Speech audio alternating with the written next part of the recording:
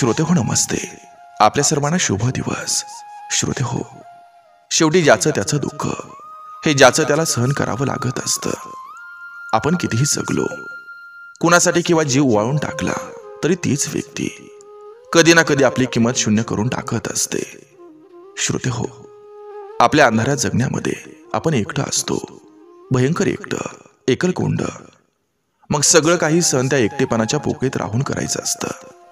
शब्दात व्यक्त न करण्या इतकं काहीतरी अवजड काळजावर घेऊन चालताना थोड्या वेळेसाठी दिलासा देऊन ओझं हलकं करून पाहणारं माणूस हे पण कालांतरानं कंटाळून जात असतं.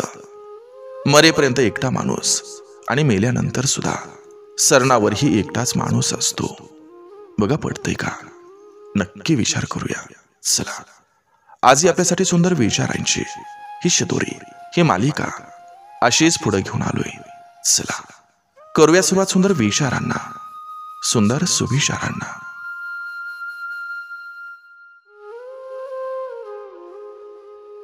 आतल्या गाठीची माणसं कधीच कोणाची नसतात. अशी माणसं कुठेही स्वार्थासाठी झुकणारी असतात. स्वाभिमान हा प्रकार त्यांच्याकडे नसतोच. जे स्वतःच्या बळावर उडायला शिकतात त्यांचे पंख हे खूप मजबूत असतात. डोक्यात काहीतरी ठरवलेलं असतं, मनात काहीतरी वेगळं चालू असतं. करावं काहीतरी दुसरंच लागतं, पण शेवटी मिळतं तेच जे त्यानं आधीच लिहिलेलं असतं.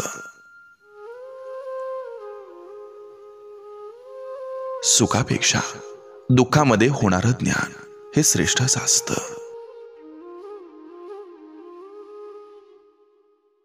आधी विचार हे जन्म घेत असतात आणि नंतर ते कृतीत उतरतात. आईला वाटतं आज आपला मुलगा उपाशी राहू नये, आणि वडिलांना वाटतं उद्या आपला मुलगा उपाशी राहू नये. जगात ही दोनच नाती अशी आहेत ज्यांचा दर्जा देवापेक्षा वरचा आहे. नेहमी चुका दाखवून देणारा बदनाम होत असतो, तर चुका करून सभ्यतेचा दिखावा करणारा हा योग्य ठरत असतो.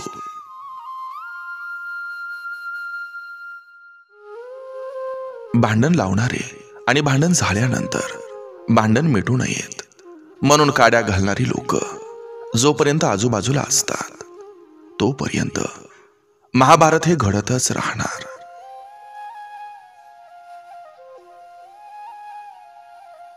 या जगामध्ये कोणी कोणाचं नसतं. लोक फक्त स्वतःच्या स्वार्थासाठी आपल्याला गोड बोलत असतात. असण्याचं संदर्भ बदललं की नसण्याचं दुःख करत बसू नये. दुसऱ्याला दिल्यावर सुद्धा आपल्याकडे वाढत जाणारी एक गोष्ट ती म्हणजे सन्मान.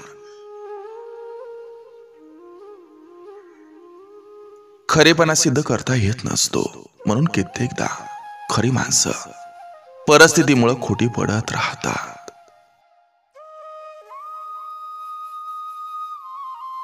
टोमणे मारणं ही एक कला आहे, पण मारलेला टोमणा समजून न समजल्यासारखं वागणं ही त्याहून सुद्धा मोठी कला आहे. शब्द देऊन आस निर्माण करण्यापेक्षा साथ देऊन विश्वास निर्माण करणं गरजेचं असतं. अपेक्षा जिथं संपतात तिथूनच समाधानाची सुरुवात होत असते. सकारात्मक लोकांची संगत ही मानसिक आरोग्यासाठी पोषक ठरत असते. आजकाल जेवढी लाज पैसे उधार मागणाऱ्याला वाटत नाही, त्यापेक्षा जास्त लाज दिलेलं पैसे परत मागताना वाटते.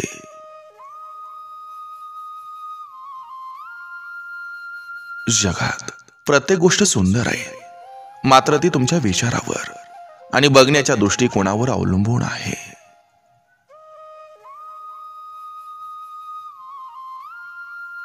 कोणाकडे काय आहे आणि आपल्याकडे काय नाही याचा विचार आपण कधी करायचा नाही, कारण देवानं जे दिलं आहे ते कोणापेक्षा कमी नाही.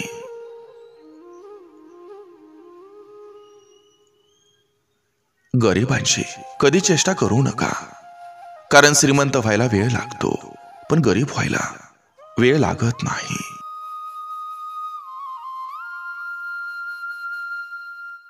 जगण्याच्या पुढं कायम स्वप्न हारलेली असतात. शब्द आणि नात्याची किंमत हे तेव्हाच कळते जेव्हा दोन्ही हरवले जाते, एक मुखातून, दुसरा आयुष्यातून. बोलण्याची उत्सुकता दोघांनाही असली की नात्यांची गाठ विश्वासानं बांधली जाते.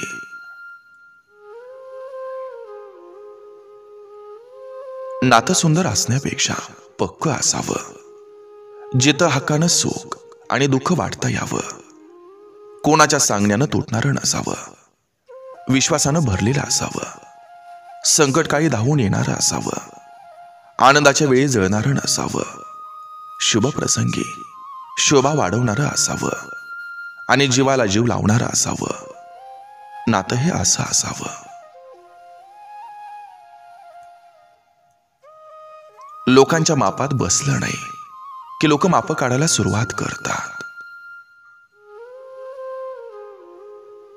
जीवनातलं मोठं यश हे छोटं छोटं प्रयत्न करूनच मिळवता येत असतं. आपण जितके चांगले वागाल तितके आपण वापरले जाल.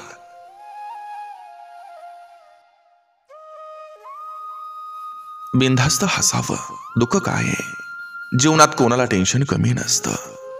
चांगलं आणि वाईट हा फक्त एक भ्रम असतो, कारण जीवनाचं नाव कभी खुशी कभी गम आहे. कल्पना आणि वास्तव यात बरंच अंतर असतं. कल्पनेत काही पण लिहिता येतं, मात्र वास्तवात जगावं लागतं.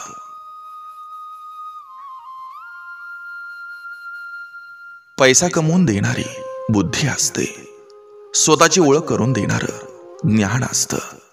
बुद्धी वाढवून माणूस परावलंबी बनतो, ज्ञान वाढवून माणूस स्वावलंबी बनतो.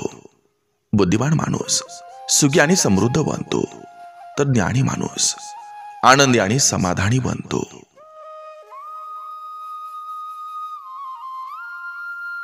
जीवनात आलेली वादळं, तुटलेलं मन, मनातलं अनेक अनुत्तरित प्रश्न, लोकांचं अचानकपणे बदललेलं वागणं, या सगळ्या गोष्टी माणसाला आयुष्य नव्यानं जगायला शिकवत असतात. वय कितीही असो, जीवन काही ना काही धडा रोज शिकवत असतं.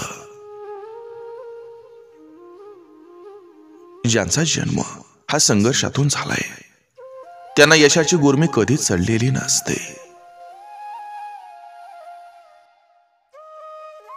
शारीरिक वेदनांचा उपचार नक्कीच करता येतो, पण मनाला झालेल्या वेदनांना उपचाराची नाही, तर आपुलकीच्या शब्दांच्या मलमाची गरज असते.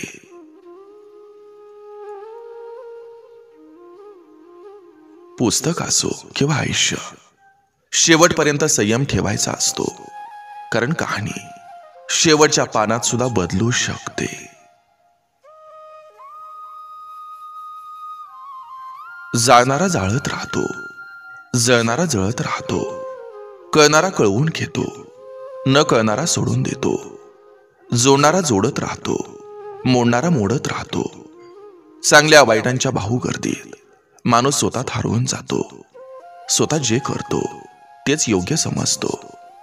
मीपणाच्या कचाट्यात अडकून मन मोकळेपणानं जगण्याचा आनंद मात्र गमावून बसतो.